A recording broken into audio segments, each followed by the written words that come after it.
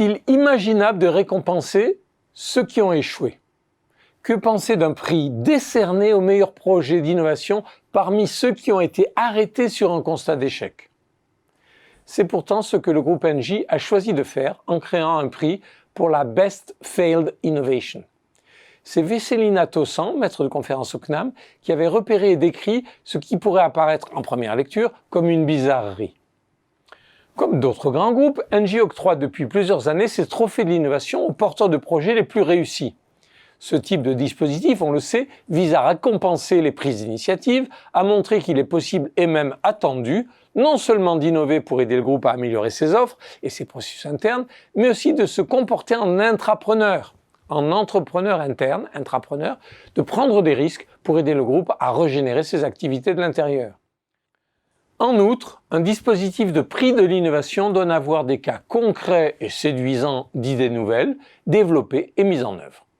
De quoi donner des idées à d'autres de faire de même, et plus prosaïquement encore, donner envie à d'autres unités de l'organisation de reprendre à leur compte une bonne idée qui pourrait s'appliquer dans leur propre périmètre.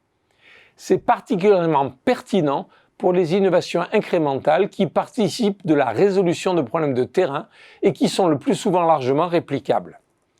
Les prix de l'innovation participent ainsi d'une forme de tam-tam de communication pour aider les idées réplicables à se diffuser en interne dans la grande organisation.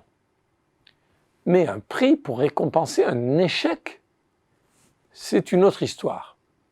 Nos cultures économiques concurrentielles valorisent en général le succès et n'aiment guère l'échec. Pourtant, l'idée est intéressante, et cela pour au moins 4 raisons. 1. Décerner un tel trophée, c'est reconnaître que l'échec fait partie du jeu de l'innovation. C'est dire haut et clair que ce n'est pas un drame d'échouer. La prise de risque suppose que l'échec peut être au bout du chemin. Un tel trophée vise à encourager les candidats intrapreneurs à dépasser la crainte du « vae victis », malheureux vaincu, le sort réservé à ceux qui échouent. 2. Un projet d'innovation peut avoir été arrêté en interne, non pas parce que sa faisabilité technique, sa pertinence marketing ou sa solidité financière ne passaient pas, mais parce que le contenu du projet n'entrait pas dans les priorités stratégiques. Le projet peut alors avoir ses chances ailleurs, par exemple via un spin-off hors le groupe. Autant le faire savoir. 3. Une idée peut rebondir lorsqu'elle est présentée largement en interne.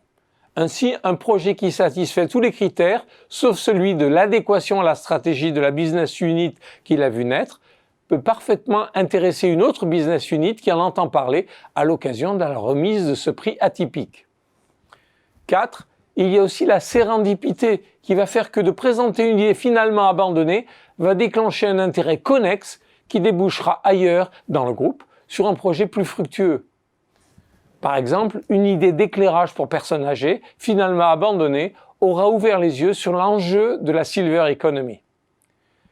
Vesselina Tossan et ses co-auteurs parlent de nearling, nearling, au sens de presque abouti, pour décrire ces projets qui ne sont pas allés tout à fait au bout, mais qui valent la peine qu'on en parle, ce que, précisément, permet un dispositif des trophées de l'innovation.